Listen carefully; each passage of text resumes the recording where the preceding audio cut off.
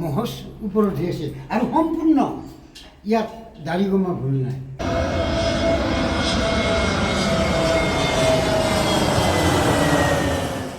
नमस्ते, जय मां कामाख्या।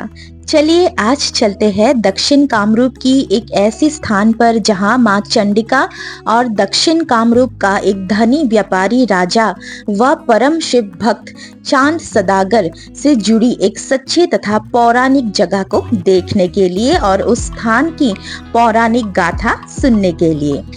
दक्षिण कामरूप की इस स्थान में माता सती का कोई भी अंग नहीं गिरा, बल्कि मां आदि शक्ति निज इच्छा से अपने पूर्ण रूप में मां चंडिका के रूप में विराजित है और स्थानीय लोगों के अनुमान और विश्वास अनुसार मां यहाँ द्वापर युग से ही है। आसाम दक्षिण कामरूप के इस स्थान को सोईगांव चंपक नगर के नाम से जाना जाता है। हमारा असम नद नदी तथा हरियाली से भरा हुआ है। दक्षिण कामरूप की इस नदी को कहा जाता है कुलसी नदी और ये नदी रिवर डॉल्फिन के लिए फेमस है। कामाख्या शक्तिपीठ से ये स्थान लगभग 40 किलोमीटर की दूरी पर है वेस्ट की तरफ।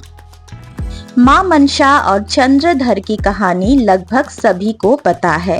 चंद्रधर एक बहुत ही बड़ा शिव भक्त था और महादेव ने अपनी पुत्री मां मनसा देवी को देवी पद की प्राप्ति के लिए चंद्रधर से पूजा प्राप्त करने के लिए कहा था और इसी चंद्रधर को चांद सदागर के नाम से जाना जाता है, क्योंकि वे चंपक नगर का एक अमीर और शक्तिशाली नदी और समुद्री व्यापारी था, जो हर समय व्यापार के लिए समुद्री यात्राएं करता रहता था।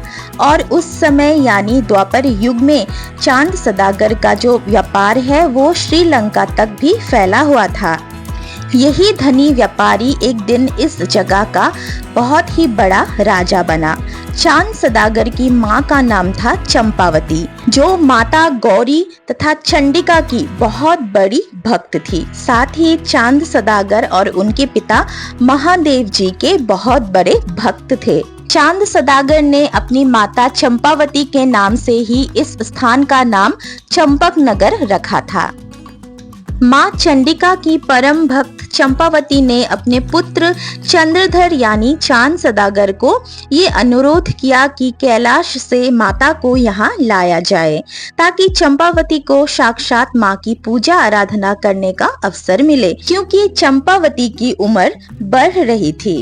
वार्षिक पूजा के लिए चांद सदागर हर साल कैलाश तक जाया करता था और कैलाश पहुंचते ही चांद सदागर ने मां की कठोर साधना की, जिससे मां खुश हो गई और चंद्रधर के साथ चंपक नगर आने को तैयार हो गई। लेकिन माता पार्वती की भी एक शर्त थी कि चांद सदागर को अपने कंधे में मां को लेके जाना होगा और बीच में ही किसी कारण अगर मां को कहीं भी रख दिया तो मां उसी स्थान पर हमेशा के लिए स्थापित हो जाएगी।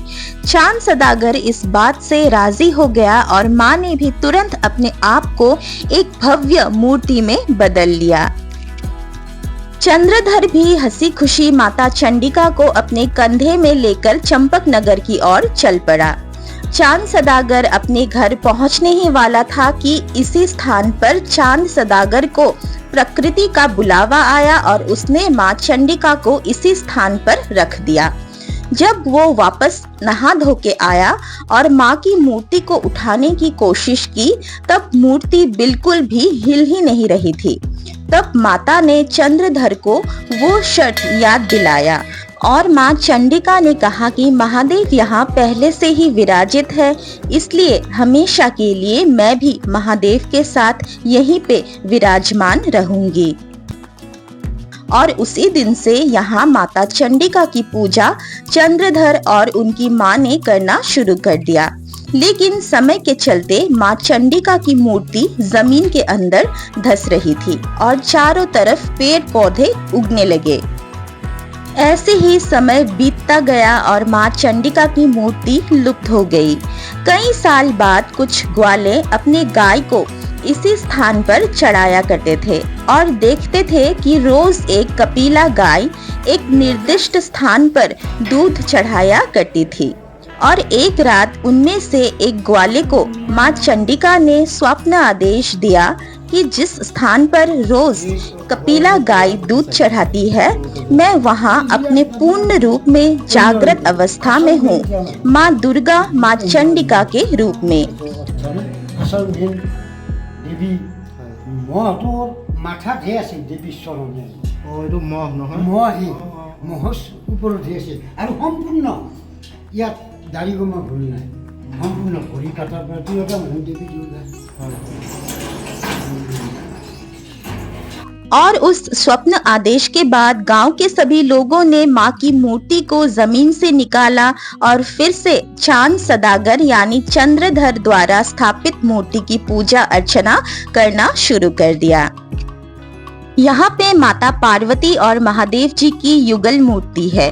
चंडिका देवालय में हर साल दुर्गा पूजा, काली पूजा बहुत ही धूमधाम से मनाया जाता है और ये है चंडिका देवालय की बलि घर, जहाँ पे दुर्गा पूजा, काली पूजा या फिर नित्य पूजा में माँ के लिए बलि चढ़ाया जाता है। माँ के इस भव्य मंदिर का दर्शन बहुत ही सौभाग्य से मिलता है। कामरूप की हर एक स्थान पर माता पार्वती और महादेव जी गणेश जी के साथ निवास करते हैं। चंडिका देवालय के आसपास बहुत सारे मंदिर है, जैसे कि ये है माँ लक्ष्मी जी का मंदिर और शिव जी का मंदिर तो है ही, साथ ही माँ काली का भी मंदिर है, जो मैं आगे आपको दिखाऊंगी वीडियो में। चांद सदागर और माँ मनसा की कहानी में चांद सदागर का बेटा लखिंदर और बहू सती बेवला की एक बहुत रोमांचक कहानी और स्थान भी है चंडिका देवालय के पास, जो अगले वीडियो में आपको देखने को मिलेगा। इसीलिए चैनल से जुड़े रहिए और चैनल पर आप अगर नए आए हो तो चैनल को सब्सक्राइब कीजिए। वीडियो अगर यहाँ तक आपको अच्छा लगा तो वीडियो को लाइक जरूर कीजिए और हाँ, वीडियो को शेयर जरूर कीजिए, ताकि दक्षिण कामरूप की इस भव्य स्थान का दर्शन सभी को मिले और सभी को माँ चंडिका का आशीर्वाद मिले। तो इस वीडियो से विदा लेते हैं, मिलते हैं अगले वीडियो में। आपने वीडियो अंत तक देखा इसलिए आपका बहुत बहुत धन्यवाद। जय माँ कामाख्या, हर हर महादेव।